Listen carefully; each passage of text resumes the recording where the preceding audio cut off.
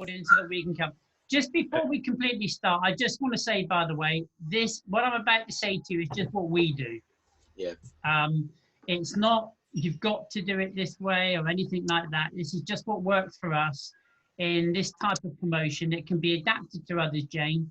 That's not a problem, but this is just works for us. Right, I'm going to share. Are we going to get homework on this to do? And if we don't do it, you're going to knock us off the site. Yeah, absolutely. I'm going to. Oh, sure. Absolutely. I'm going to mute myself because the parrot has just started. Don't worry, Jane. You'll probably want to ask questions as we go, darling. Press the space bar to ask a question. So, can you see my screen? Yes. Yep. Yes. Mm-hmm. Yep. You can all see my screen. Yes. Yeah. Okay. So I'm just going to go through these slides. So just ask a question, any question you want to ask, or if you want to go back or anything like that, then obviously please do. So the first thing obviously about running a promotion is to know the reason why you're running a promotion. You know, what do you want from the promotion? This is all fairly simple, but also it needs to be decided. You know, is it to fill your diary? Is it to generate more clients short-term or long-term? Or is it just to generate more money? Because it makes a huge difference in the type of promotion that you run in what it is that you actually want out of it. Yeah, go on, Les. It's got to be 1, 2 and 3, isn't it? To feel, no, I can't see anyone wants to do a promotion just to fill their diary up if there's no end product, i.e. we make money from it. You and I know, Alan, any clients you get long-term, if you work it right, they become long-term clients. But that is irrespective. So at the end of the day, I think it's to generate more money and to generate longer short-term clients, isn't it? Mm-hmm. But there are some people that run a promotion just for one-hit wonder, Les. Oh, are they? Oh, yeah. And so, you know, again, you need to, you know, if you're doing that just to fill, you know, weekdays or something like that, then you might be running a promotion which is literally just to fill those diary slots with fairies or something like that. Yeah, and I'll say the fairies is an ideal sort of example of that, isn't it? Yeah, yeah. Whereas obviously, when you're running a long-term promotion, then you've got to think more long-term rather than just, you know, X amount of numbers to fill blank spaces. I'm with you, yeah. So, come on. Wow.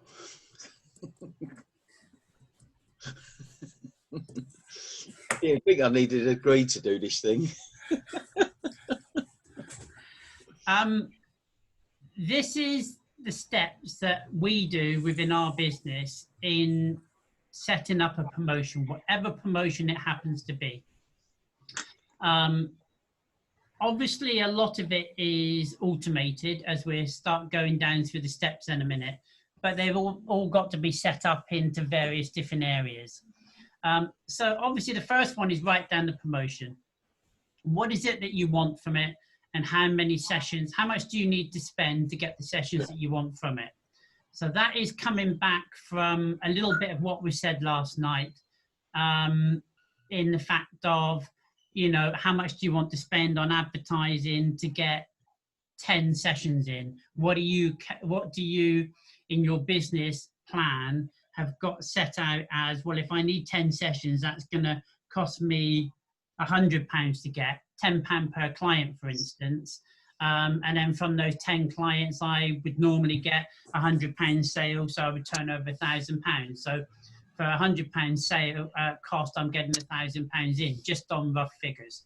So you need to know approximately where you are with your advertising and how much it costs you to get a client in the moment.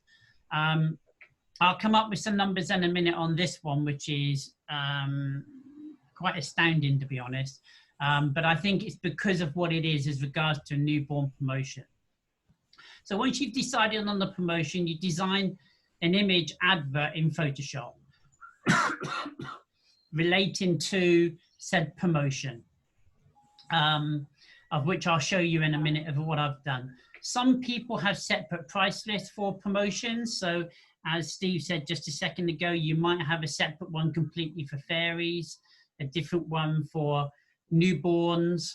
I know, for instance, that Pani has a particular price list for newborns where he gets them to pay for things over the 4 sessions or 3 sessions. So he gets something like £1,200 or £1,400 on the first session, covering what they're going to have done in the next sessions. So it's however you run your business in your price list, product list, as to whether you keep everything the same or whether you want special offers for this particular promotion. Do you do a separate price list then, Alan, or do you just keep the same? I've got a separate price list for the newborns, which I'll show you in a minute.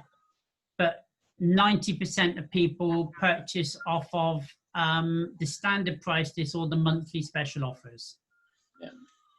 Yeah. Okay, so once you've designed an advert, etc. in Photoshop, and again, I'll show you it all in a second, you then use that advert, an image. Oh, hang on, now we're in trouble. Judith's coming on. You use that image advert for a web page and for a blog. Hi, Judith. Hi, Judith. Yeah. That's frozen. Hello. Oh, you're there. You're there now. So basically what you're doing is you're doing the groundwork of putting the promotion together before you start advertising it. So you design a web page with a form on it, of which we'll come on to in a second, and blogs and so on, so that you can use these links in your advert to direct people to different places within your website. Always send them to your website, because there's a fairly good chance that they will go looking at the rest of your website and see what else you do. I use Sendinblue. Other people use MailChimp. What do you use, Judith? MailLite? MailerLite I use. Yeah. So there are other programs out there that enable you to set up emails, automated, and gather the data. It's however you want to do it. But basically in Sendinblue, and if anybody wants me to go through this in more detail at another time, I can do. You make a list, and basically that's where all the information that comes in from a form is gathered. Obviously, you then make a link, you make a form, which you then link that to the list above, and that form is then used on your website or your blog. In Sendinblue, it's very easy to do automated setup systems. And so what I do is when somebody completes the form, they automatically get an automated thank you email, thanking them for enter. And depending on the promotion, whether it's a competition or just a standard promotion, they will have an email which will have a gift voucher of £25 for them to spend in the studio, which happens to be a lot less than my cheapest product, for them to come in as a thank you for either entering the competition or applying to the promotion. So that's all set up in the workflow. And I also add that promotion to the next newsletter, which I'm always building on. So I'm always working on a newsletter that goes out every 3 to 4 months, continuously. So as I add a blog, I put something in the newsletter about it. If I set up a new promotion, I'll put that on the newsletter, which that newsletter then goes out to everybody that I've got their email address of, which again is done in Sendinblue. Then in WordPress, go back to WordPress, add the form that you've made to your web page or your blogs or so on, so that it enables anybody that clicks on the adverts to be able to fill in the form. Now, after last night's workshop, I might add a few questions to that form just to make it a little bit softer, rather than just the standard name, address, email, and in this case, baby's name, birth date, etc. Hi, Morag. Hiya, you're right. Yes, thanks, Hi. darling. You? Hey, all. Yeah, all good. You haven't missed much because we've had a couple of people that have run out of electric and had to go and put 50p in the meter.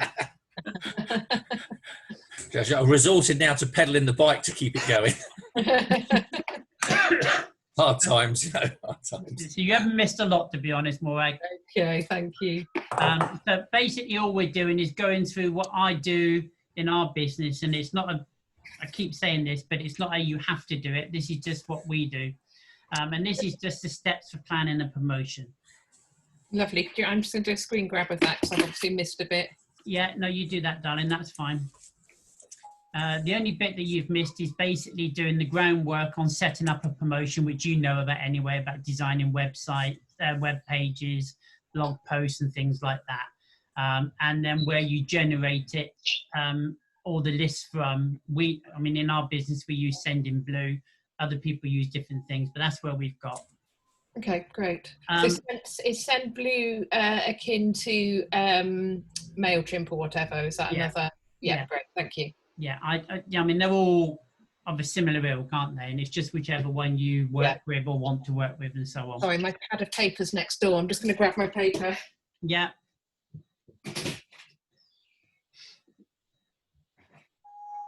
So basically, oh yeah, I forgot to turn my steam cleaner off. So once you've added the form to your blog and your web page, you're then ready to advertise said promotion. So use an image advert for the post to include a link to the web page and schedule the post for when you want it to run. Depending again on the type of promotion you're doing, I don't ever do any more than boost it for £5 for 3 days. I find that is more than sufficient for the amount of followers I've got to generate fresh work.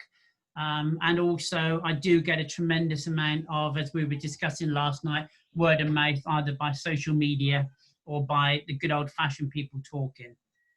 Sorry, I beg your pardon if I'm asking questions because I've just come in. No, do you mean that you do a general Facebook post explaining it and then boost that rather than an ad?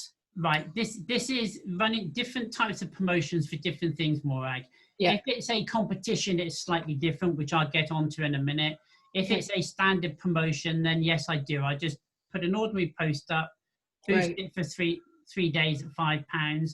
If it's doing quite well and I want it to run forever, i.e. like a pet promotion or something like that, then I would then run a lead gen advert on the back of it and just let it run again, only for a certain period of time at a certain rate of money, and the rest of it I would then carry on at £1 a day just to let it keep going. Right, thank you. Set up lead generation advert if you're going to run one. Obviously, if you're not, don't panic.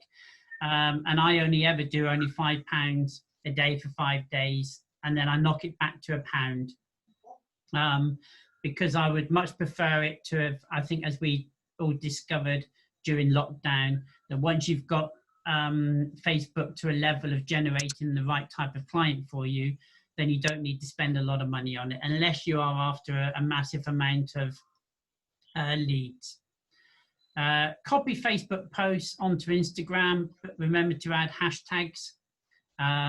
We had a workshop regarding hashtags, which is on the YouTube channel for you all. Again, that's very useful to go back to. And if you use Twitter, I'm not saying you do or you don't, but if you use Twitter, then obviously post links, do a post on Twitter with links back to website, etc., etc. The one thing you can obviously do with all of these three things is you can schedule them. So you can just keep having posts coming in every couple of weeks if you want to. Okay, so once you've finished doing all your advertising, you've obviously then got all the information of the people that have signed up on the forms that have come in through Sendinblue. What we do then is we go back to a slightly different manual phase of, we take all the information off of the database, put it onto a piece of paper, and then we contact the people one by one, telling them that they've either won a competition or a runner-up in a competition, or that, you know, now's the time to contact us and book. That is left to my dear wife, Helen. I've done the easy bit. She's got the hard bit. It's booking all the people in. Are you all with that? Mm-hmm. Yeah.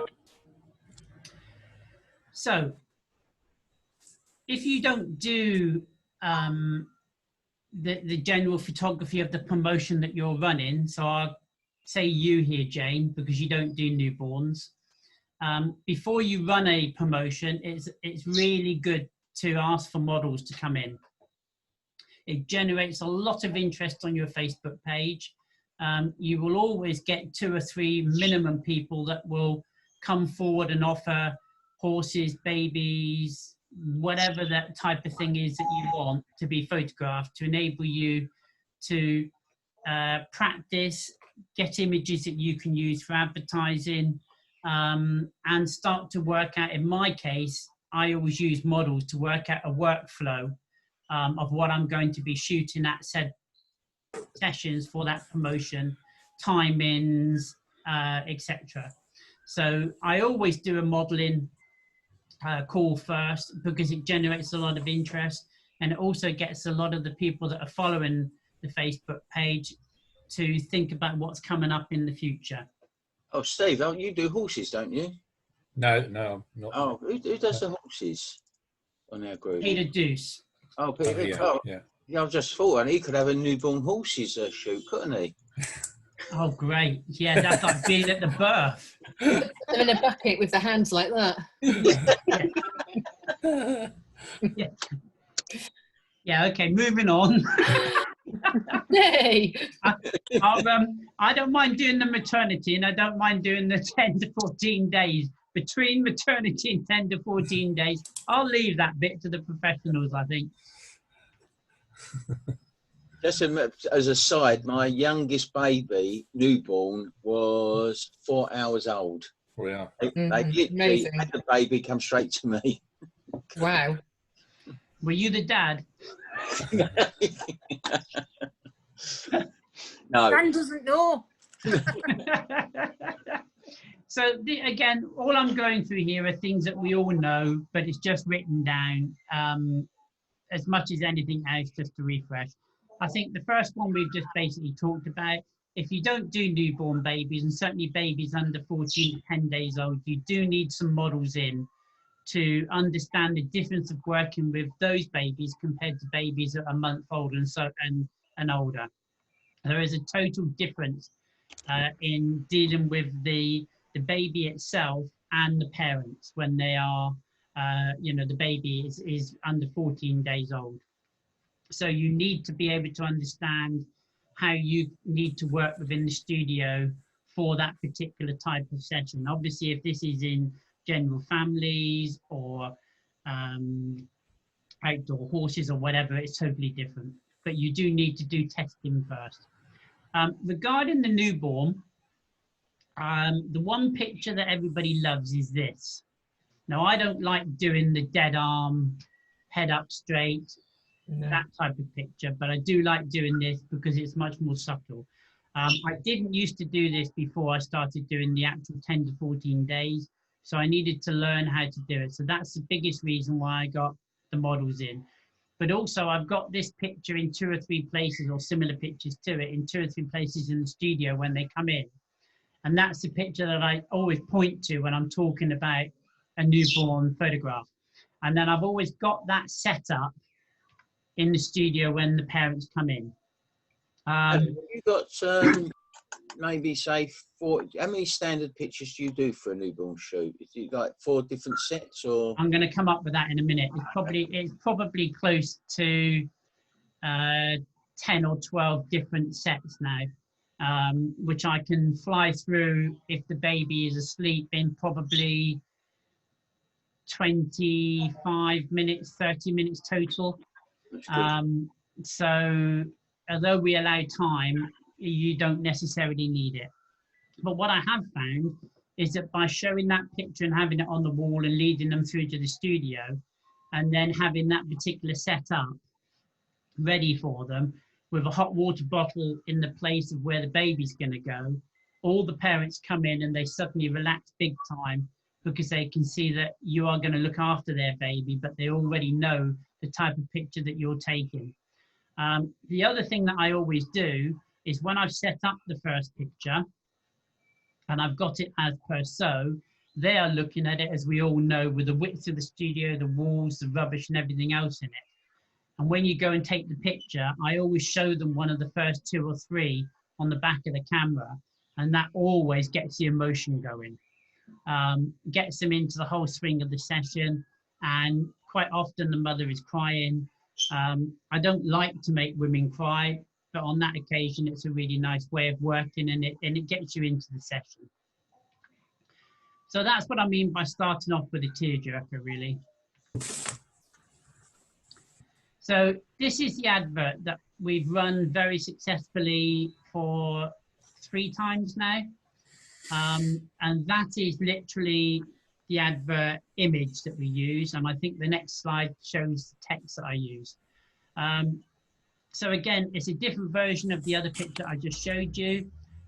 We've got my branding up here, which is a similar type of branding to the whole of the rest of the company branding, but with just Newborn Art underneath. So it's showing a specific different side.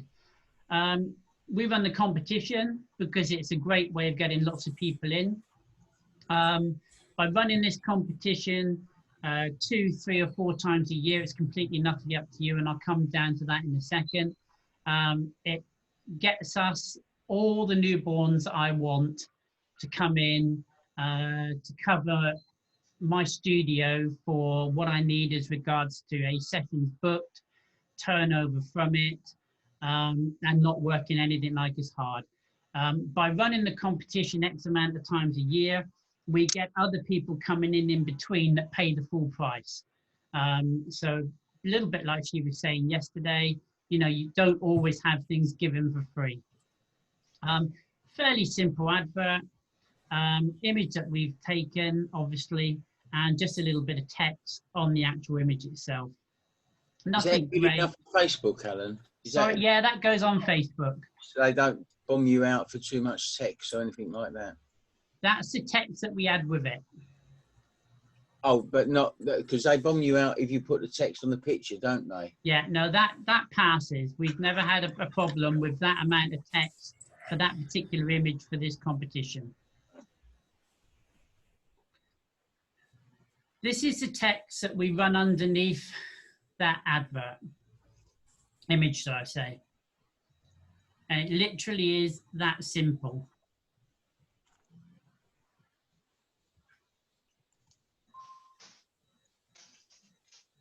I don't know whether you're taking screenshots of it or photographs or whatever. Just one question, and you got there about the experience worth 180. Yeah. Then down one lucky winner will get the 20 by 24. Yeah. How do you quantify if you get the question of what is the 180 experience? How do you quantify that one? Okay, when they go through, straightforward. When they go through to the pages, which obviously this link is for, that link takes them to a website with a special form on, and this particular page is hidden on the website. It's not available at all times, so that people can't enter the competition at any particular time. On that page, it states that there's going to be one winner that gets the session and a 20 by 24 frame print, £420. Either 10 or 20, and it's up to you however many you want to write, because it depends on how many people enter. 10 or 20 runners-up will get the experience worth £180, which in my case is just a session and 110.8. Right, okay then. All right. When it comes to it, everybody except the winner is a runner-up. Right. Quick question. I'm being a bit pedantic now. I'm breaking it all down. If someone's phoned you up, so you're saying your 10 by 8, so what, 50 quid, aren't they? 55, yeah. 55. So you're saying your photo session is £135? Yeah. So if someone phoned up away from the competition, just like a newborn baby, how much would it cost? Do you quote that 135 then? No, they yes. Yes. Sorry, yes. No 10-8. So you'd say No, yes. Yes. no. Yes. No, but We're in Vicar Dibley land, aren't we? So you would actually say, if I phoned you up, Alan, so my wife's having a baby, can I bring her in? You'd say it's £135 for the session. Yeah, Without- I had a gentleman, as we were running the competition from Brighton Gosport area, ring up and ask about the competition. And I told him, rather than pay the £135 to enter the competition, he said he had a lot of people in Pakistan or India that were interested. This particular person eventually entered the competition. He's been sent a runners-up thing, but he hasn't replied. So I presume he thinks it's too far to go, and he's waiting for somebody closer to his area. Which should probably get be set me. up. Thank you very much. But no, basically, that is a simple text on the advert, so there's not too much for them.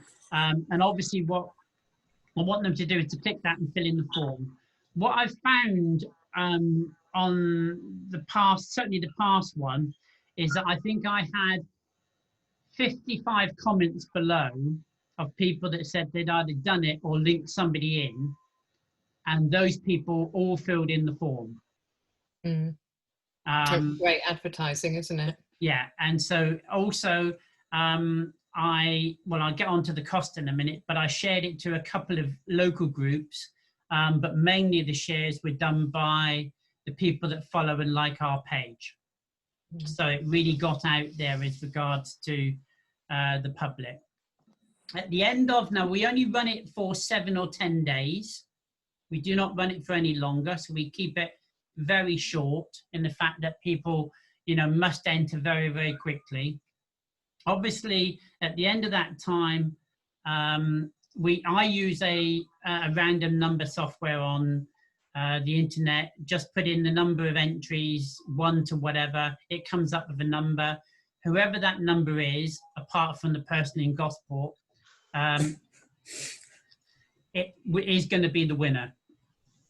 Irrespective of whether I know them as being a good client, bad client, don't know them or whatever, that is the winner. I feel it's better to go that way than to try and manipulate it. It's, that's the way I do. I then send them. No, Alan, what number they are?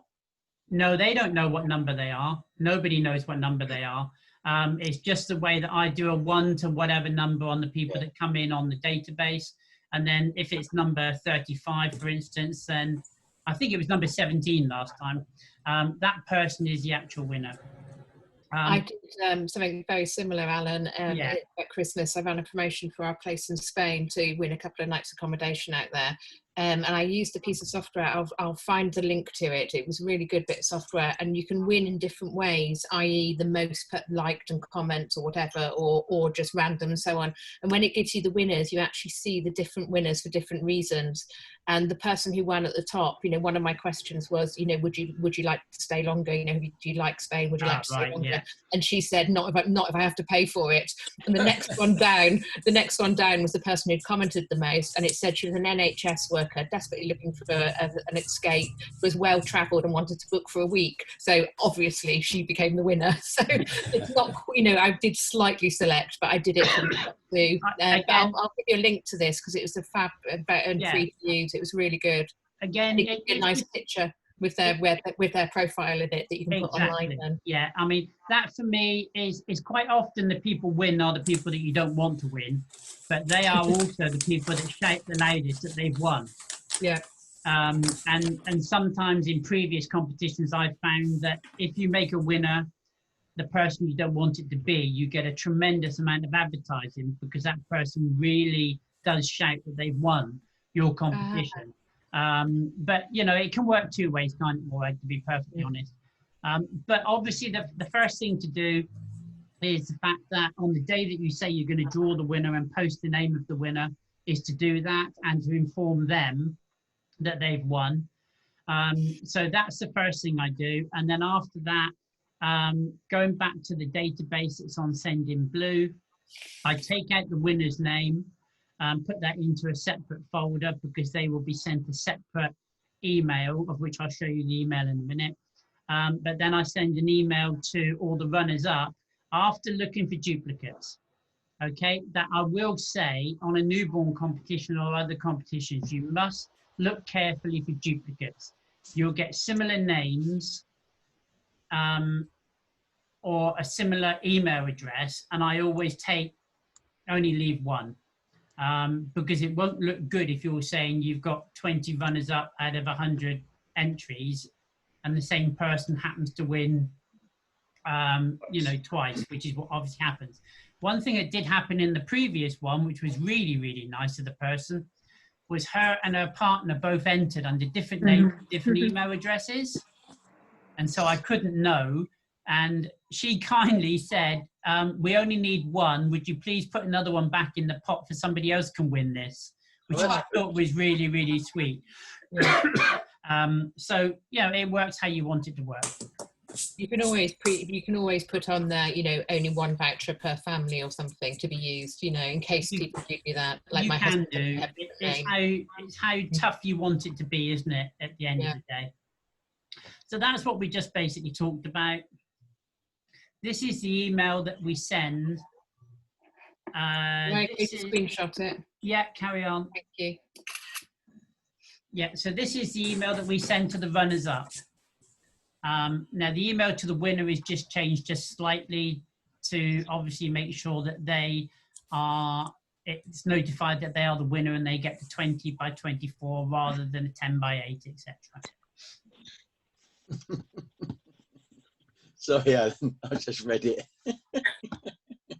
Oh, so what do you do? Push these babies through this short window to get the images like those? I just got a picture in my head of you pushing babies through a short window. That was really disturbing. Should that be a short time? Okay. What about a door? Being your size, you could make it a short door to get them. Okay. Going back. It works. Stay with it, Alan. It works. Stay with it. I'm with it. Don't worry. You haven't lost me. You nearly have. Yes. No. Yes. Okay. If you remember, going back to the start of the competition, we asked for babies that are born in the next 5 months. Yeah. The competition itself only runs for a week or 10 days, but we asked for babies that are due in the next 5 months. So all the entries and the winners, we have babies spread over the next 5 months that are coming in. They aren't just babies for the next week or whatever. So we know we're filling our diary for 5 months of X sessions of whatever we want. Now that works extremely well because I can only physically do 3 a week now, what we've cut back of COVID, etc. So I'm only looking at getting 2 or 3 a week coming in from this type of advertising and other advertising. Can I just say with that about the 5 months? We run, I run it as well at the beginning of COVID, and you get the entries coming with a date of births. And on my diary, we've loaded them all into our light blue, and my diary is now telling me when all these babies that have been born now, but the ones that are coming up. Yeah, so it's really good. Well, what we do is as you can see from this, there's only a short window to get the images like these. Yeah, very funny. In the fact that we want them to come in under 14 days old. So we put it on their owners to contact us now. If they're interested, they contact us. We're not going to push this anymore. They've won. We've told them that they've won. It's their responsibility now to contact us on the telephone numbers, and when they do that, we will then make a floating date, which is for their due date, but it tells us those babies are due on that particular time, and they pay us the deposit at that time to get that booking. Alan, can I ask a question? Yeah. For those that don't come back because they've got baby brain and forgotten all about it, would you then honour it with a portrait shoot at 6 months old or whatever? Okay. What we've got from the previous competition, Wareg, this one started or ran last week or the week before, I can't remember now, but we had one that ran just before lockdown. Yeah. We had about 50% of the people come back immediately and pay us a deposit and book their floating date. and we have had about 20% that come in over the next period of months saying, I was a runner-up, didn't contact you then, my baby's now born, can I come in? Yeah. So it doesn't just stop on the people that immediately contact you. There are reasons why other people don't do it straight away. Money, baby brain, like you say, leaving work, etc., etc. But we do find that something in the region of about, at the end of the day, it's about 60, I'm going to say low numbers, but 65% actually come into the session from the people that fill in the forms at the end of the day. Yeah. But that's not bad for a cheap to run. Which we'll get to in a minute. Yeah. And can I just ask a quick question with what you just said? When they phone up, I'm a winner, can I book my floating session in? And you say, yes, there's £30 holding fee. Do they get, as you say, like, how do you phrase that to? Okay, we say that our slots are very limited. And we only do X amount per day, per week. We say per day, actually, because it emphasizes more the day and their session that's coming in. And to guarantee to get one of those days, not necessarily the date that's booked in the diary, because obviously that's due date, but to get one of our limited slots, we need to take a deposit of X. But that's refundable, is it? Yeah, and that deposit obviously is whatever you want it to be for your studio. And we use that deposit in a couple of different ways when it comes to the viewing. So I've been doing exactly the same with my boudoir promotion. So essentially they're getting the free boudoir shoot with makeup, but I'm taking a £50 deposit, or they're not booked. So that's just hold the date. Now I tell them really confidently that it's 100% fully refundable, but only at the viewing if they attend the viewing. And if they don't like the pictures at that point, it's refundable. But I always say to them, I'm so confident you're going to love your images, and we use that against images. So it's quite easy to talk them around. They feel safe because you're giving them a guarantee they can get it back. Yeah, so there are different ways of doing these different things, but obviously we will not book them a floating date until they've paid a deposit. I think it's been a lot easier since COVID to actually get people to accept that, because they just say, well, look, we have to allow clean up time between every session. We've, like you said, we're limiting the number of sessions per week. So therefore, you know, if you know, other businesses are doing it, I mean, restaurants, if there's, you know, are doing it, they're sort of saying, well, you can't just book a table, you've got to pay as a refundable deposit. It's becoming the norm for many businesses. I think people and I think it's enabling us to look a lot more professional and personal. You know, we're offering our personal side of our business to them.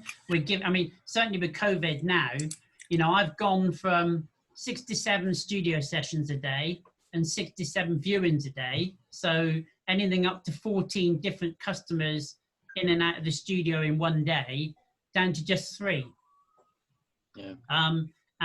And that has made a tremendous difference to how relaxed they feel and we feel.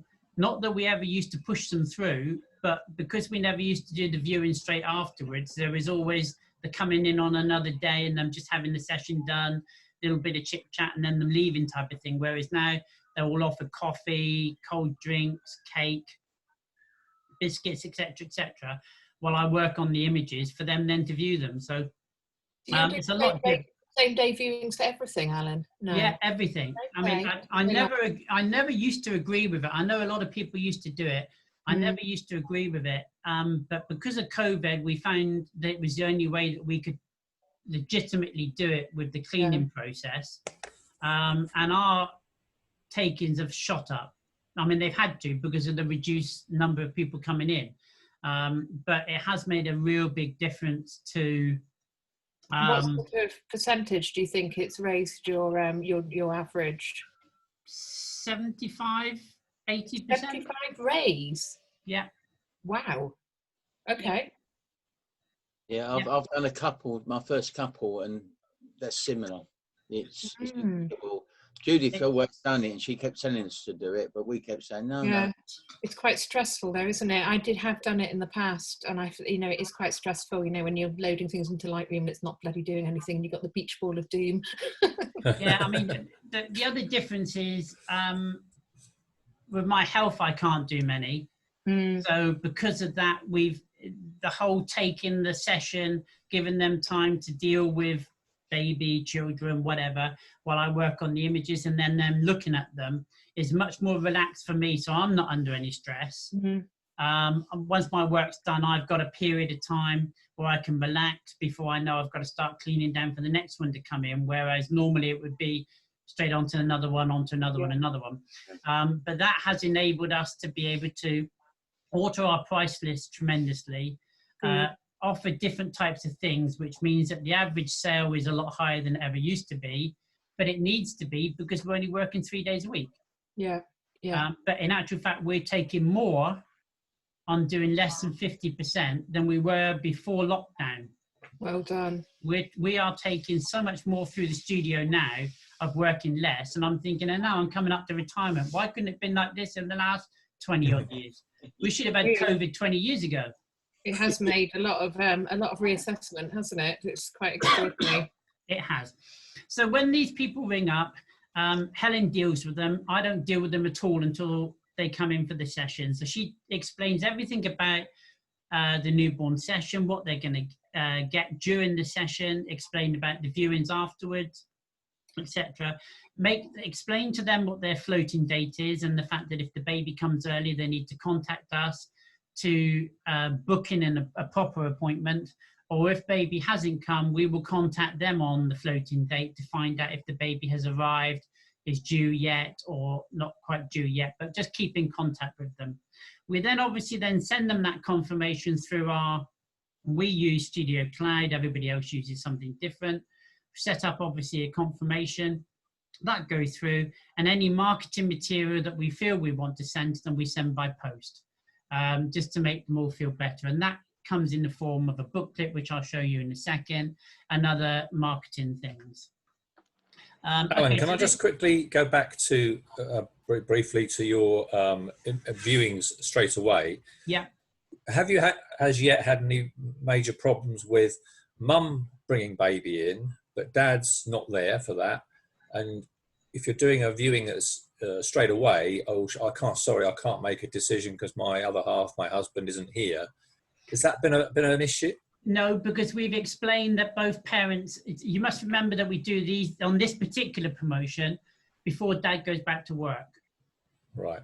So we try to get the session actually booked in for when dad is still off work, on leave, etc., maternity leave, so that they both come in.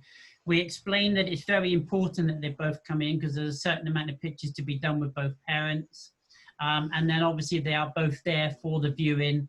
We again explain all the way through that the viewing is at the end, and they will be able to choose whatever they wish at the end of their session. This is all part of the enjoyment, the experience, probably words I would never have agreed with X amount of years ago, but I do now. But for me and for us, we find that the spend is much higher because they've been all the way through the experience. When they come out of the viewing room, they walk past my little, for those that have been to, it was only Les, you're the only one that's been down, Les, aren't you? Yeah. They walk past my sort of workstation area and go into the viewing room. And in the viewing room, Helen has already got their teas, coffees, etc. ready. And there's a pack on the settee for them with their name on it, with all the various different price lists and other things inside, explaining everything's available. And while I'm working on the images, I can hear them say, oh, I want this, I want that. And then I'm just telling Helen, right, they've already said they want X, Y, Z. So when Helen walks out to do the viewing, she's already got a sort of a pre-idea of what it is that they're looking at and spending. And as yet, I mean, our newborn sessions, as I said before tomorrow, they are 75% up on what we were doing before. But we've changed it because of retirement and COVID. So there's a lot of reasons really, Steve. Yeah. But we are informing them beforehand, and we are sending them all the prices beforehand as well. So when they come in, they have got an idea, like we all do. But certainly giving them that 15, 20 minutes relaxing, sitting down with a cup of coffee, laughing, joking. We're all talking between ourselves, even though I'm working on the images. They are feeling that they aren't just sat there waiting to be sold something to. So you're in the same space then, or next door or something? No, we've got, okay, so my studio is set up on an L. Mm-hmm. So they walk into the door at the head of the top L, and that's the reception. Mm-hmm. You go through a door into a viewing room. Mm-hmm. You go through the viewing room into a long office, which is where obviously I'm situated. At the end of the office, you turn left and go into a big studio. Okay, so they walk through the whole thing. They walk through the whole thing, yeah. So we've got pictures everywhere, etc., etc. But we lock the front door now, so they're the only people in. So all doors are open, so we're just generally talking, if you understand what I'm trying to say, between us, wherever they happen to be, and keeping the communication going. But that works because we've got 2 of us in there, Morag. Yeah. And the way that it's set up, you know, I don't go off to a hidden room to work on their images. Yeah. I'm there in plain sight for them to see. Not necessarily in the same room, but I'm there to chat to. But I try not really to get involved too much in their chatting when they're out in the viewing room, because it makes it as though I'm listening. But obviously sometimes the conversation comes round to where I can get involved, and I do, but I don't get involved if they're talking about prices or anything like that. Yeah. So for a couple people that already know, for years now, I've had a booklet designed that we used to have printed in A4, which is all about everything that we do on baby schemes, etc. I'll show you that in a second, but now I've designed a newer one, which Judith picked apart the other day, so I've had to change completely. Steve quite liked it, but Judith picked it apart. Anyway. Sorry. That's fine. And this basically, I'll show you in a second, but it explains everything we do. It's no different than doing a booklet for any other type of photography. So these are things that we send out to them when they've made their floating date. Just a few ideas on marketing and prices to give them a general idea of the sort of prices that they will be not expected, but hoping to spend when they come in. We are finding that the high-res images are absolutely flying out the door, and it's 100% profit, etc. I'm not going to stay on this for very long because this is everybody's own individual price list and so on. Interestingly, I've never been a big one of showing rooms. I won't answer that. I keep going to mute as well because we've got building work going on. So I'm not. Interestingly, I've never been a big one for showing my pictures on makeshift rooms. Now, I think you've done it, Morag, and I learned from you when you were showing on your other thing. Yeah, exactly. It helps my sales enormously, and you can show things that you don't sell terribly often, like big multiples and things. Yeah. And these aren't makeshift rooms, by the way. I actually did photograph them. Yeah, well, these are makeshift rooms. But yeah, no, it's been really helpful, and that one's really popular. You know, people don't think about such huge artwork above unless you show them big. So and literally from using this as background for price lists and you know, sort of referrals type of thing, thank yous. People have actually said, oh, you know, I loved your idea of a picture above the bed. That's what we would like. So again, it's things that other people I've learned from other people and just putting them in place, really. So I think we've nearly talked about this, to be honest, because we've sort of gone through, but this is just a brief thing of what happens when the client comes in. Helen always greets them. I never do. I always like Helen to greet parents because the female type of attitude, female going out first, chatting to them. Helen runs through a little bit of what we want to do with the COVID, etc., and then locks the door and so on. I then make a big deal of walking through, cuddling a hot water bottle, which in the summer is not so good, but in the winter is really helpful. So we have 2 hot water bottles. One I've always got set up on the first picture, as I mentioned to you before, and another one we put in the pram, so the pram is kept warm while they're in the studio for an extra hour, 2 hours, whatever the session happens to be. Again, it's just something that the parents love and quite often say, oh, we don't even do that. It's just another way of warming them up, really, more than anything else. So we then discuss the COVID, what we're going to do about masks, etc. And as I've got here, when they walk through the viewing room, we've always got a newborn image up on the screen, just as a sort of a pre-sell type of thing of something that will be taken during their session and showing other pictures. Obviously arrive in the studio, let the parents explain to the parents exactly what's going to be going on, how it's going to operate, etc., etc. Obviously in the studio, and I'm teaching all things, you know, we've got nappy bags, you know, tissues, baby wipes, God knows what. We've got a special bin to put the nappy bags in, etc., and loads of other things, loads of warming things with regards to keeping the room warm for babies, and obviously keeping various different setups warm. I'm really known as the hairdryer man. I've been using a hairdryer in the studio now for probably about 25 years. Warms up everything before a baby goes on it. Doesn't matter what it is, warm it up. The other thing I've found is if a baby is starting to get stressed out, please don't attack me for this, a quick flash across the face with a hot air from a hairdryer calms them down tremendously, and I can get them to go to sleep within probably a couple of minutes. Wow. Have you never heard of white noise? Yep. White noise, yeah. I was the person that designed white noise before the apps came out. But the amount of parents that then come back and say, oh, we use the hairdryer now at 3:30 in the middle of the night, and it really, really works. It's two ways. It's one, they know the sound from being inside a mum, and it's also the warmth on their face and that sort of thing and on their body just calms them down. Wow. That's something new. Thank you. So tea, coffee is offered, complete the session.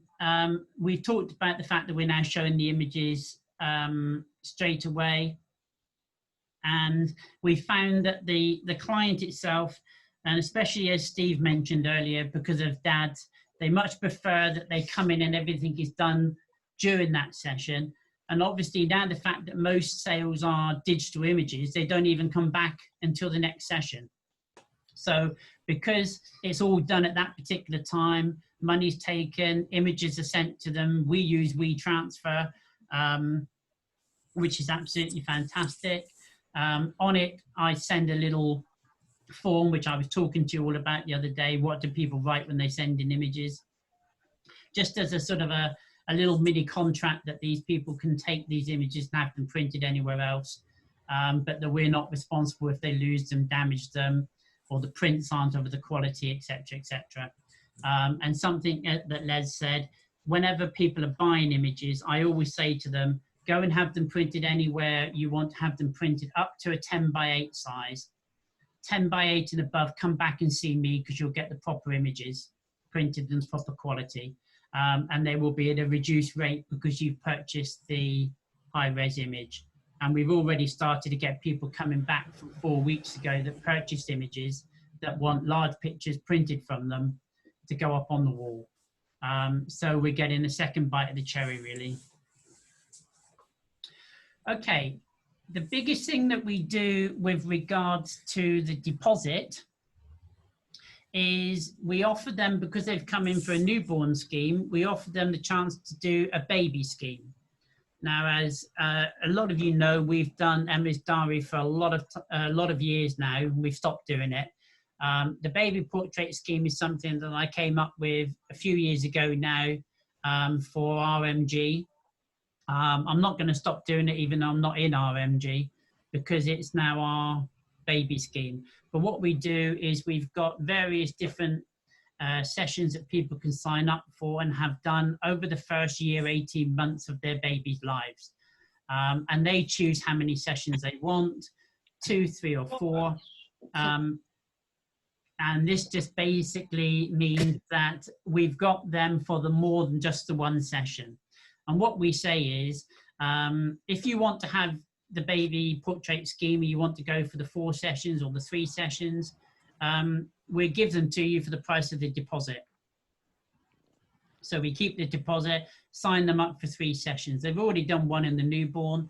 So at the end of all the viewing and the sales and so on, we then make an appointment for them to come back in for a sit-in stage which is normally sort of about 5-6 months after they've come back in. So we are starting to fill our diary every 6 months. And our diary for the last probably 10-15 years has always been booked at least 6 to 8 months in advance. The only sessions that we don't book out on a regular basis are newborn slots every morning to allow for newborns to come in. But all the afternoon sessions are always booked 6 to 8 months in advance. So that's what we do with the upsell into the baby scheme. And as was mentioned before on the storytelling, if you've got them coming in for a newborn session, they want to come back to you for other sessions. And depending what you give away, what you add in it, we always give away a frame print. If we take the middle one of 3 sessions, so they choose one image from each session, that goes into a template on ProSelect, which is then printed by us in-house, and we have a frame made relatively cheap, and that goes in it, and that is part of the package. But they only have one image from each session. And depending on the size of the frame, which we upsell from anything from a 16:9 or something, the pictures are maybe only sort of about 5:7 or something like that. But it's a nice namesake for them to keep. And with every frame print that goes out, which I'll show you again in a minute, obviously our name goes underneath it. So on every wall, on every house of every baby is got X photography. So it's all really good for branding. These are just a few of the other pictures that I take during the sessions. As I say, I'm not into a lot of the newborn stuff that's floated around the rest of the world. I think it's lovely, but it's not for me. It's just... Sorry, I thought somebody was going to ask a question. It's doing what you like.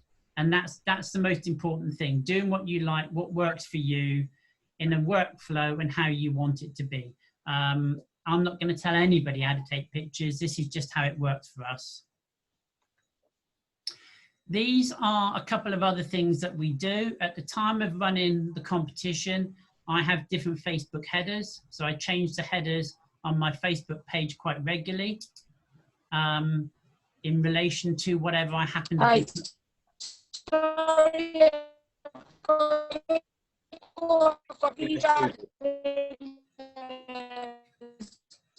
Didn't hear any of that, Judith. Okay, you let that Dalek in.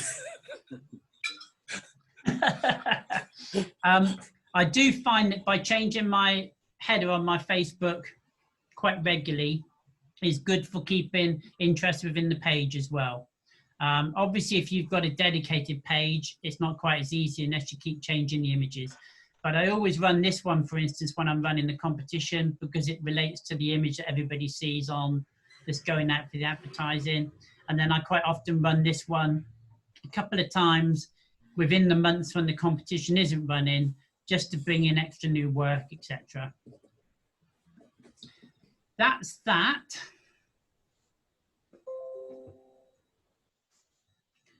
This, if I can get it up, is the book that Judith slated. This is based... criticism. Alan, can I just suggest that we never ask her to do a print critique? Others will all be giving up. So basically, this is just a booklet that we, as I say, used to print out in A4 sheets and send out, which did very, very well for us for upselling and explaining about what we do in regards to these schemes. Les, Judith and Steve have seen my older version. This is the newer version that is nearly ready now to go out. So it's basically going to go out as a PDF to everybody that signs up or wins a session. And it explains everything about what we can do for the client with anything regarding a newborn baby. So there is a completed baby session, so newborn, lifting head, and in this case, a sort of a sitting stage, standing stage. They have that as a frame picture with the baby's name on it, my name on it. Going on, these is other things explaining. So there's another scheme. Then obviously details where we are when we're open. Appointment card if they want to fill this in. This used to be black, but it's now grey, Judith. Notice, Judith? She's gone. So that, as Judith said, if people print this out, they can't write on it. She was spot on. So this is just to enable them to write their dates on. A little bit about maternity and pre-birth. Got to change some of these images. As Judith said, I've used that image twice already or once already. We do very well on announcement cards, by the way. We offer announcement cards for as part of a package in the newborn stage, where we print this up and just put their obviously photographs that they've chosen. This is of Rachel, who used to work for us. I've just stuck that in there as a part of where it goes at the moment. So their date, and they pay about £1 each for these and send them to their friends, family, etc. There's another one. Then just running through the newborn stage. We then state the things that we feel are good for them to purchase at this particular stage. So we have different products available at different stages, so they're not duplicated. And we've got a couple of different special offers for them at these stages. Questions and answers, a voucher, you've seen that. Then going on to explaining about going to the baby schemes and what you can get from it, how much it costs, and then just a couple of images showing the different things available at the different stages. So it's basically a brochure leading through for the new parents about what we can do for them at the different stages of their child's basically first couple of years of their life. It's really good, Alan. Really good. At the end of it, we've got a thing about family portraits. Now, these prices aren't right because this is taken from something quite a long time ago. But what we do is we offer the family the chance of coming in at the end of their schemes and having a family picture taken, of which we will offer them a very large picture at half price as a thank you of going through our schemes for them to have the family picture that they want up on their wall forever and ever. So that's just another sale at the end of the schemes, really. Rock the Box does well for us. Again, something else to talk to them about. We do very, very well on a referral scheme as well. We hand out in our packs, we always hand out a form for a referral where people can refer other clients to come to us.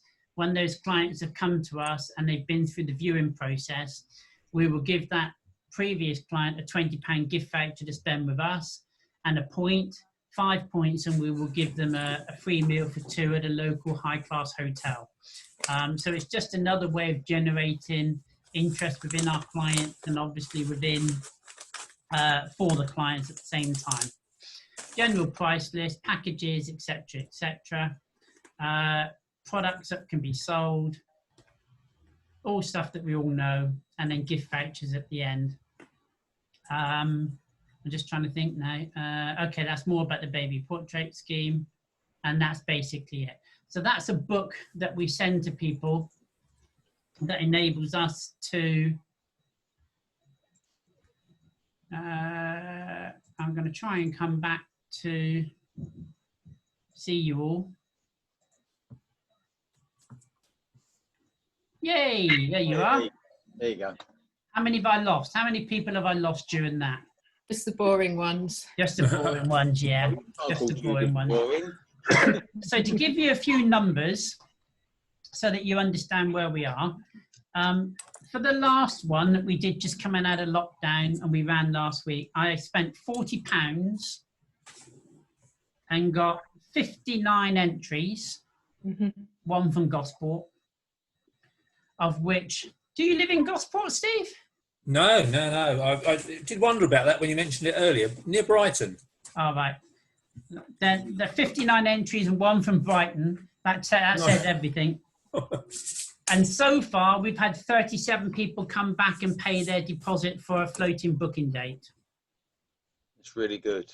And do you try and hit them very quickly then? I'm finding with the boudoir leaves, if I don't hit them, that within a few days they get a lot cooler. Yeah, that 37 more are the people that have replied immediately to the email that went out and said they were a runner-up. And they've come back straight away and wanted to book. Yeah. And I think we had, because I was talking to Steve about this, Steve, last week, was it about 25 or 26 or something I was mentioning to you? Yeah, that's right. Yeah. So I think we had about that number within 2 or 3 days of the email going out, but they've generally come back in since as well. So we're now up to 37, and that takes us through, we've now got a confirmed 37 bookings that take us through to next January. And with more obviously to come in on top from other things that we will do in the process. But that's all for a £40 spend. That's really good. Good, very good. But going back to last night, this is a competition rather than a general promotion. You're saying it's a competition. I mean, it works similarly to a promotion because ultimately you're giving away a free shoot and something, aren't you, to everyone? Yeah. Yeah, but I think that the difference is that in this competition, we put a value on what they're getting, Morag. So they all feel that they're getting the tremendous value of just becoming a runner-up and so on. And I said to Les last night that when the people come in, we very rarely give them a 10/8 print. We give them that print that they've chosen as a digital image to go in their package. Yeah. You know, which is doesn't cost, even less. And so it's working extremely well at the moment. I've got to decide on how many times a year I'm going to run it. I've only run it twice, but because of lockdown cut it. I will probably run it 3 times a year, to be honest. I think one of the lovely things about newborns are they come all year, don't they? Yeah. It'd be a great one to run, over Christmas when you're certainly not going to get families in and things, for January, February, March and all of that. I mean, it could be brilliant for that time of year. Well, Helen said something the other day to me that out of the 37, I think it's 12 are booked for January and February because they're lockdown babies. Fantastic. Yeah, oh, that's a good point. Get on it right now, guys. That's a really good point. Yeah, and that's the reason I did it so quickly, because while we were coming out of lockdown and pushing it, but that's already, so to a certain degree, I'm solid for next January and February already. Amazing. I've got to shoot, mate. I'll speak to you later. Yeah, okay, Les. Bye, mate. Bye. Take care, Les. So that's just how the newborn promotion works for us. And I'm not saying it's a be all and end all. I'm really not. But it does work for us. And but the biggest thing that we found for us is it's bread and butter money. Because you've got the baby coming in as a newborn, it's very easy to upsell them to a scheme. And then they come in at sitting stage and standing stage. And the spends aren't quite so much at the second and the third stage. I'll say that. But you are getting 3 bites at the cherry rather than just one. And these clients then all become regular clients. And as we were talking, I think before you came on, Morag, Jane was on, and we were talking about the fact that we've had clients coming back to us over 10, 20 and 30 years. So, if you are wanting to be in business for that long and offer your services for that long, you do need bread and butter money and bread and butter sessions to be able to do that. And there's no better than babies. Yeah, my session yesterday was the 3rd shoot with a family, plus I did their wedding and a pre-wedding shoot, and it's so lovely seeing a family like that. That's been over a good 10 years. It's really, really good. And they're always my highest spend clients because, as far as they're concerned, you're the best photographer in the world because you shot their wedding, It's great. So Jane, any questions, darling? No. Yeah, sort of.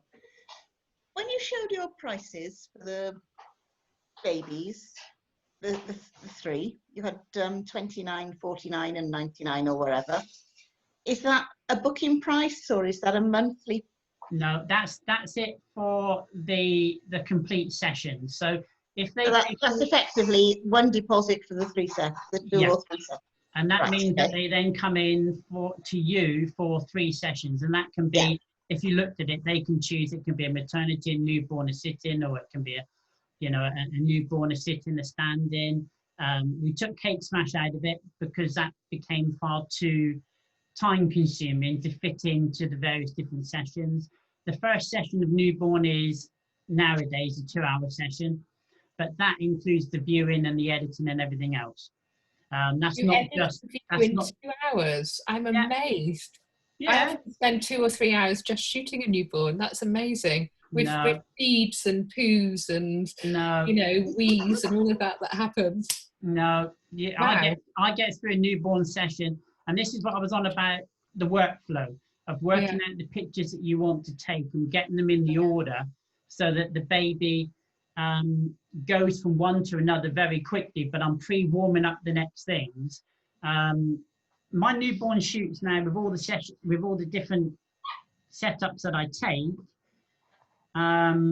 Okay, so I go from the table, and my table is a piece of foam 4 inches thick with a circle cut out in the middle that I put a pillow in to lift the baby up, and then I put a cloth over the top so that the baby sinks into it a bit, so you haven't got the flat baby, and it sinks into it a little bit.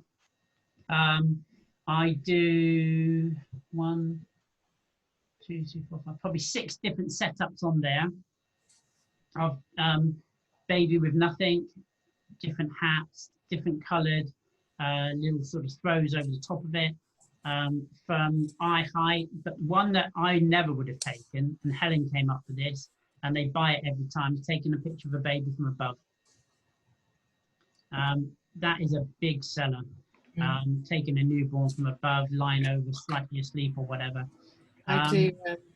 So then I go from that to my stack of towels, which is then the size of baby I'm then onto, so linking the baby into something.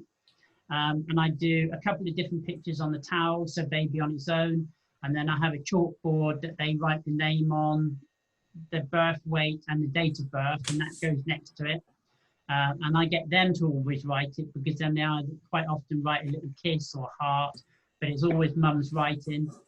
And I've got them to do that while I was doing the pictures of the baby on the table, so that's set up and ready.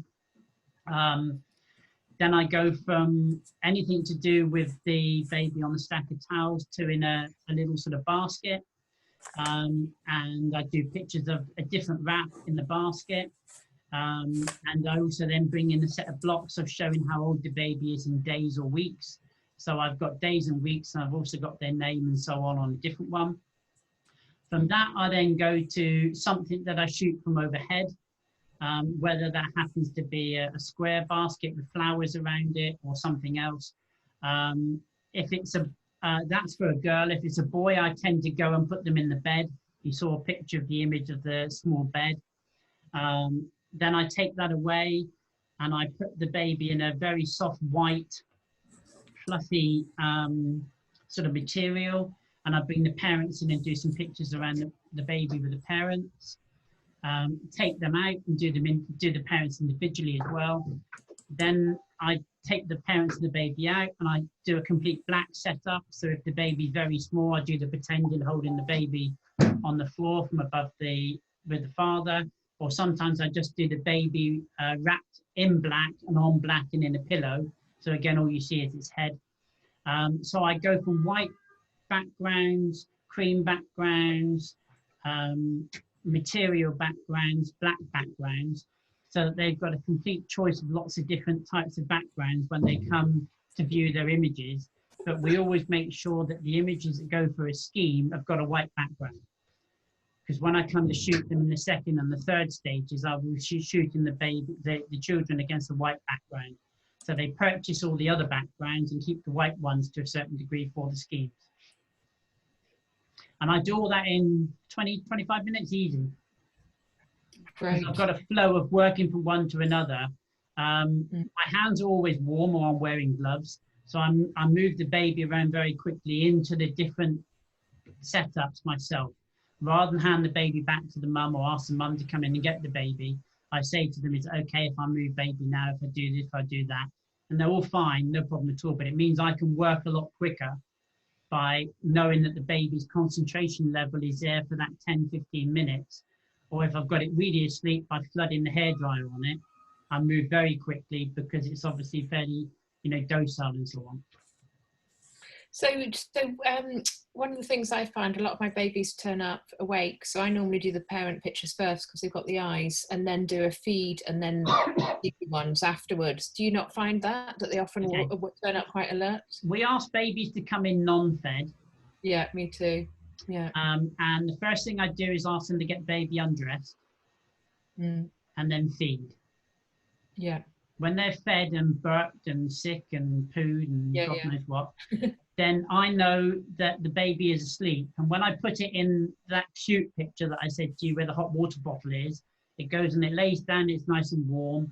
All the material over the top is nice and warm. And then I just, from a distance with a hairdryer, just lightly on the face. And because, if you think about it, if hairdryer goes on your eye, you instantly close your eyes, don't you? Yeah.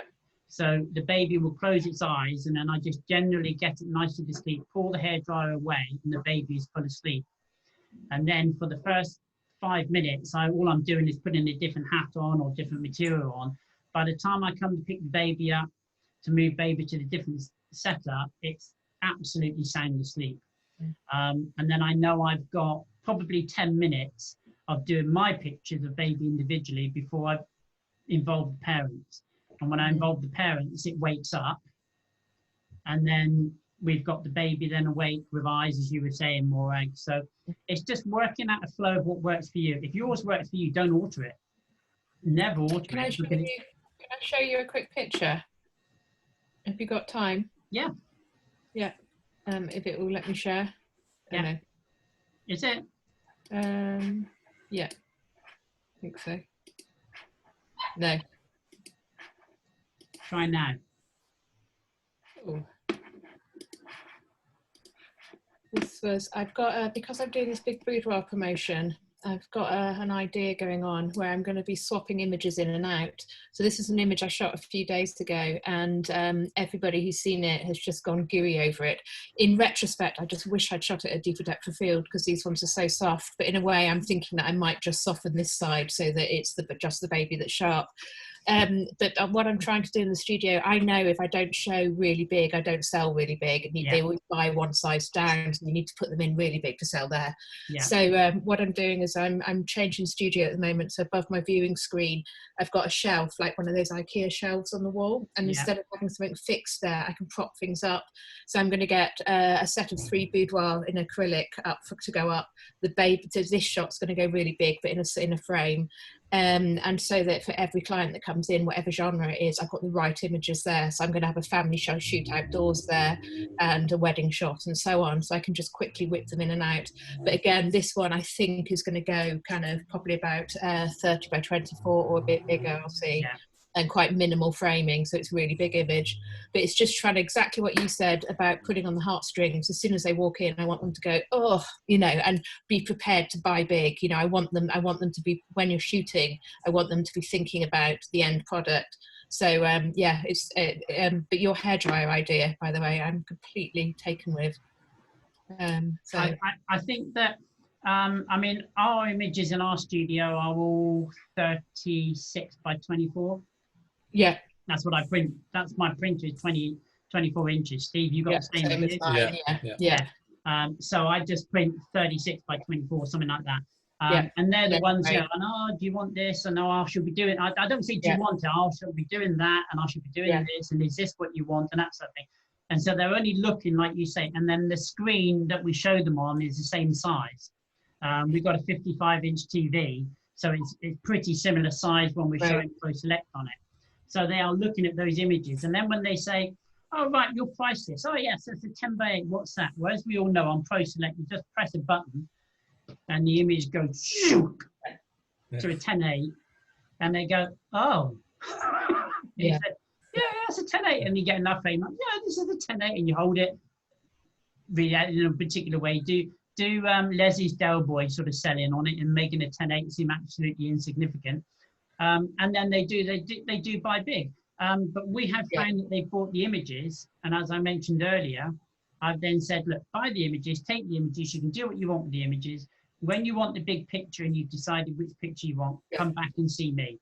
And then I will print it for you. And then I do it basically minus the cost of what the image would have been as an individual image. So for me, I sell an individual image at 75 quid. So I will knock 75 quid or maybe 100 quid off a big picture, because they're just going to get a print and a frame type of thing where it's going to That's a nice idea, yeah. Rather than a couple of quid. Yeah. Like that, a couple of quid for that's right. You know, so it's just different ways of using what how you run your business, isn't it? You know, if you do your own printing, then obviously you're going to sell to things that you can print. I love Pro Selectors. I love the templates, because people can't do that. They can go and get an image and have it printed on a canvas or so on, but they can't have them put into templates. So I love Pro Select for that. But and the other thing is that everything that goes out the shop, even my high-res images, have my name on it. Even the high-res images, you put it into the corner? Yeah. Okay. Yeah. If they and do you put it into the corner, or do you sign the mounts of your frames? Well, both. No, I mean, all our printing is done flat printing. So Pro Select is flat printing. So I put the name on the print on the mount. 10.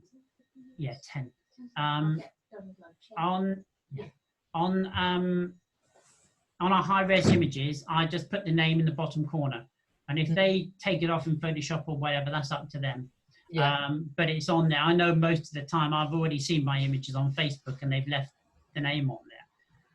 So from that aspect, again, it's more about advertising and branding, and getting back to what we were talking about, in the fact that we've now been doing newborn babies for, well, 30 odd years, but seriously, 12, 15 years of these baby schemes. And everybody walks in and they say, I've seen your pictures up on somebody's wall. I've seen your pictures up on somebody's wall. Because there are so many of our frames up on the wall with our names on them around our local area. Whereas Cherubs in the old days used to give those folios away, but then folded up and put in a drawer and never seen by anybody that comes to the house. So that's why we came up with the frame and print on the wall, because they've got to put it up on the wall, and then anybody that comes sees your name.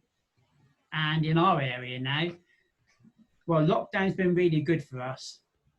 Really good. We've lost probably 2 or 3 of what I would class professional photographers in our area that either had a business studio or were fairly busy from home, and at least a dozen Saturday shooters have all gone to ground. And we are now the only studio in North Devon that actually got a studio-based premises. There are a couple that are still working from home, but they are, and I hate to say this, wives with their husbands that got full-time jobs. So they aren't what I call still proper professionals, because it isn't their only earnings that's coming in. So lockdown's been good for us on that basis, because we are the only people that are visible. Are you finding that, Steve? I mean, the number of studios in this area that were being reduced greatly anyway. I mean, my probably only, well, I say competitor, but other studio in the area is Faye, who is a couple of miles along the road, much a different area. She's in an area of Hove called Port Slade, which is not the nicest area, but it's okay. But other than her, there really are, like you know, there are still those who are dabbling, and there's those people who, you know, I, like you, have been in it long enough to see all these people suddenly, I've been made redundant, I've got a bit of money, I'm going to take up my hobby. And of course, they make the biggest mistake, which is to charge virtually next to nothing for their products. And then they realise, I can't make any money out of this. I think it's interesting. And they disappear again. Yeah, I mean, I found it interesting what Sarah said last night about the fact that clients are coming out of lockdown with a different view of photographs now. it's almost the American view where photographs really mean something and they're so significant because of the subjects that's in those photographs. And the Americans are big on that, aren't they? And we seem to have, or certainly the clients that we've had in since lockdown have been thinking in that way. We need these images to treasure them forever. I mean, we've used memories for treasured memories forever as a advertising logo for probably about 35 years, in just memories and treasured and that sort of thing, these words. But people are starting to say it themselves and not read it from something that we've been using. So yeah, I think I'm got to be honest, I'm pretty boisterous about going forward. Yeah. I just want somebody to buy the business. Yeah. couple of questions, if I may. Okay. I see what you're saying about giving away a folio rather than a framed picture. That framed picture that you do of the 3 images, what size are the images? Okay, generally we use a template in ProSelect, which gives either 3 ups or 2 ups and 1 view, and it goes out as a 16 by 9. Okay. Now so we they're deliberately about 7 by 5s. Yeah, something like about a 7 by 5 print. But we deliberately use those templates because they are frames that people can't go and buy a frame for. So they've got to have a frame made by or through us, made by one of our suppliers. And I mean, in our 16 by 9 frames, we buy them for, depending on the moulding, £8 to £12. So, you know, they're paying 49 quid basically for that, but they're getting 3 sessions as well. And obviously, you know, they then purchase during the whole of that as well. So yeah, I've always done the folios, but I think you're right in the advertising aspect of having a picture on the wall. And these aren't necessarily always people that are going to buy a very large picture anyway. You know, they're the people that are going to buy a selection of pictures, whether it be digital or 10/8 or whatever. So yeah, I'm going to try that. The other question was, when you, well, 2 more actually. One is roughly how many pictures do you show at a viewing session from one of your newborns? Newborn session, it's anything between 35 and 50. Yeah, I'm the same. And what we tend to do is in the viewing session is show them all. And then Helen says, right now, I want you to choose your favorites. Not the best from each set, if you understand what I'm trying to say. So sometimes I might take 2 or 3 of the same set, but from slightly different views, or eyes open, eyes closed, da, da, da. And she is then left with a larger number of, well, now what would you like to do with these? And rather than having 4 or 5 to choose from, they've now got 15 or 20 to choose from. Yes. Yeah, and do the same. Yeah. And then obviously we help them reduce that down, which makes us seem the goody guy. By you don't have to buy 20, you're only going to buy 10. That type of thing. For 2nd and 3rd stages, I reduce it tremendously. I make sure I don't do, this sounds crazy, but I make sure I don't do family pictures in the 2nd and the 3rd stage, because I want them to come in and have the family session at the end where they have their big picture, but also there's more sales. So I'm not duplicating family pictures every time all the way through. So I concentrate on the child or child and siblings on 2nd and 3rd, telling them that I'm working towards the family picture at the end, as much as to not frighten them into spending. So that they know that their big picture's coming at the end and they're going to spend X because it's reduced. And, you know, same old thing. My 24 by 36 is about 450 quid framed, cost of about 25 quid. Doing that half price to them, they're over the moon. You know, but 2nd stage, sitting stage, probably 20, 25 pictures. 3rd stage tends to be less than 20. So obviously then, though, that's why in the afternoons we only allow an hour and a half per session, which includes the viewing as well, because obviously it's less time in doing everything. So we do 2 sessions in a sort of a 3-hour stage in the afternoon compared to 1 session in the morning of 2 hours. And the last question I can think of is that from a technical point of view, to speed things up. I mean, I tend to just shoot on RAW and then put it through Lightroom and then do whatever I need to do. And then they come back generally a few days or a week later. I don't do instant viewings, which I'm going to consider doing. Do you shoot on RAW and JPEG to speed things up a bit? Just JPEG. Or do you still just put the RAW files through? You just shoot on JPEG, don't shoot RAW at all? I don't shoot on RAW at all. I just shoot on JPEG. Wow. Yeah. Okay. Yeah, I've never had an issue. Weddings, any work I've ever done of shooting on JPEG to get the quality of the image to the size of the image I want it to be. I understand why people shoot on RAW because they got more versatility in the editing. I understand that completely. But then I've got everything in my studio set up for 1 or 2 different light settings. Sure. And I use the props at different angles rather than moving the lights around, so that it looks as though the lighting is different, but it's only because I've just adjusted the light slightly or moved the props. And so therefore, when it comes to editing, I don't need the versatility that some people need, because all I'm really doing is cropping and cleaning up the background, and maybe just taking off the bad bit of skin or a spot or something like that. I'm not into all this, what Pani does. Literally because I know I'm not selling the prices that Pani sells. So there's that aspect as well. But because of where we are, and I know that the clients down here are happy spending between £200 and £400, I work to that basis. If they're spending between £400, £600 and £700, then it needs a little bit more work done on the image and so on. So cool. Okay. Cool. Yeah. So JPEG is all. I've always done JPEG, Steve, to be honest. Yeah. And that obviously speeds up editing, doesn't it? Yeah. Oh, yeah. Yeah. Well, it certainly speeds up that initial stage of getting it from the camera onto your whatever viewing system you use, which I think you use ProSelect. ProSelect, which is brilliant, of course. Yeah. And I mean, and another thing in that, but it's something I'm only saying things that we already do.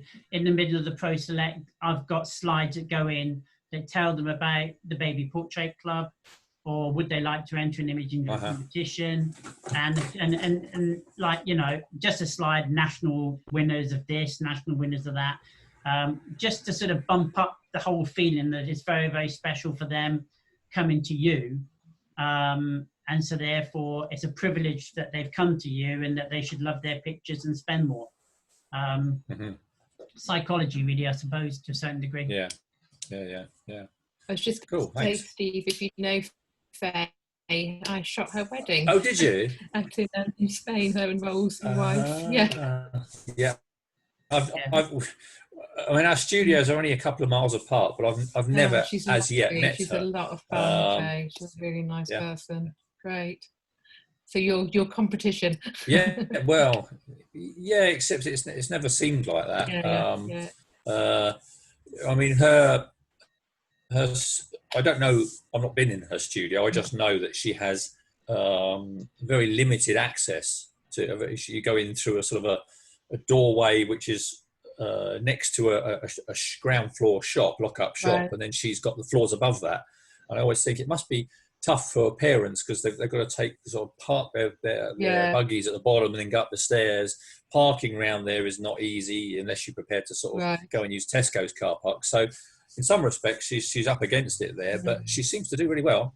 Yeah. She used to be in an old pub. Used to go straight in from the street. I haven't seen the studio she's in now, but where that pub was opposite there, almost directly opposite there, was where I had my first studio 36 years ago. Yeah. But going back to something here, Jane, you see, this is where you can score. Yeah. Okay. Yeah. I've got to leave. Jane, this is where you can score because you've got your own parking. Yeah. You know, it's so that, you know, parents and that sort of thing have got and you need to make a big thing of that, is that people can come, safely park, unload wherever it happens to be, horse, baby or whatever, in the safety of knowing that their car is outside and it's not costing anything. It makes such a huge difference. It is. We've got space, about 4 spaces that are dedicated to my studio, but at the weekend we've got maybe 25, 30 spaces that they could use because none of the other businesses are here on a Saturday. Brilliant. So it makes a huge difference. We're in the middle of a street just off the main part of the town. Yeah. So they've got to go to a car park. So, you know, in on Bideford, that. aren't you, Alan? You're in Bideford, aren't you? Barnstable. Barnstable, sorry. Yeah. My husband's parents live very close by, so one day I might knock on your door and say hi. Oh dear.